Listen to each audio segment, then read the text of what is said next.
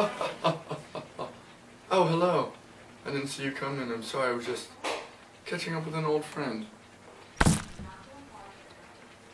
Welcome to my humble abode. I am RJ, and this is story time with your favorite books. Tonight we have a classic and a favorite of many people across the world. It's called Harry Potter and the Sorcerer's Stone. Thank you very much, Gerard. I was looking for that. Ah yes, Harry Potter and the Sorcerer's Stone, the first book in the series of novels by author J.K. Rowling.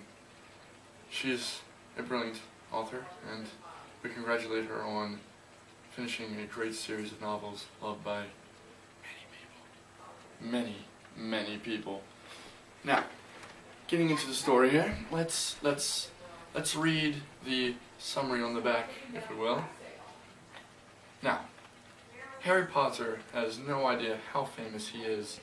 That's because he's being raised by his miserable, muggled aunt and uncle, who are terrified Harry will learn that he's really a wizard, just as his parents were. But everything changes when Harry is summoned to attend an infamous school for wizards, and he begins to discover some clues about his illustrious birthright. From the surprising way he is greeted by a lovable giant, to a unique curriculum and colorful faculty at the unusual school, Harry finds himself drawn deep inside a mythical world he never knew existed, and closer to his own noble destiny. Now, Chapter 1 of Harry Potter and the Sorcerer's Stone is named The Boy Who Lived, and it is of course about Harry Potter, the boy who lived, because it would make no sense if it were about any other boy. Now it begins with a cat sitting on a wall. Some fat guy notices it's sitting on a wall, but he doesn't pay any attention to it, so it's not a really big deal. Moving on, the cat sits there all day and all night, and is met around nightfall, maybe 11:30 at night, by a man with a very long silver beard, maybe down to his belly button, long silver hair, maybe down to his belly button, a long pointy hat, maybe to his head belly button, and some glasses, half-moon spectacle glasses, but they're not down to his belly button at all, because it's on his face. Now,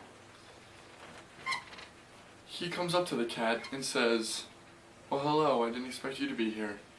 At which point the cat transforms into a lady, a very shrewd-looking lady at that. She looks very strict and kind of rotten, but she's very nice, in essence. I forgot to mention just one thing. That wizard with the belly button hair, his name is Albus Dumbledore. Now, he talks with this wizard lady, who we assume is a wizard because you know Harry Potter's about wizards from the back of the book.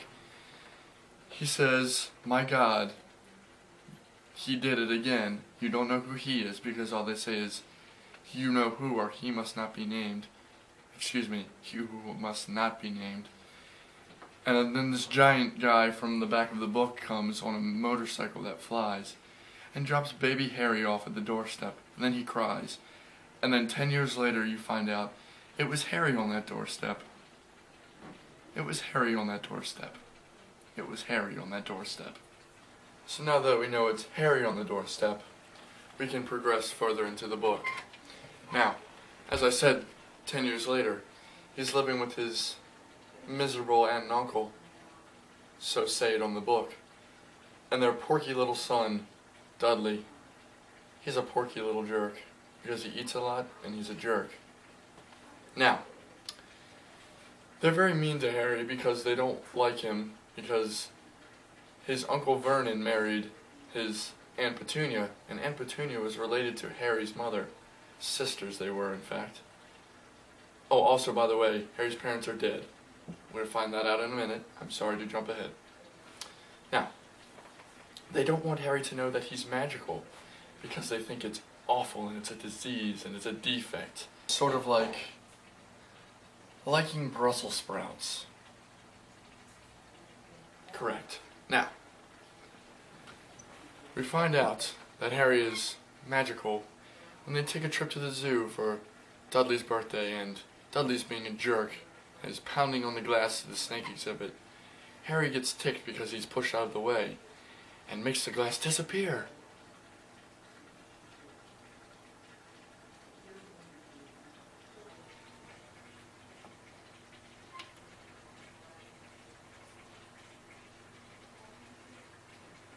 So Dudley falls in the glass and is stuck behind it because Harry puts the glass back. Uncle Vernon gets mad and drags Harry all the way from the zoo without the car by his hair into the house.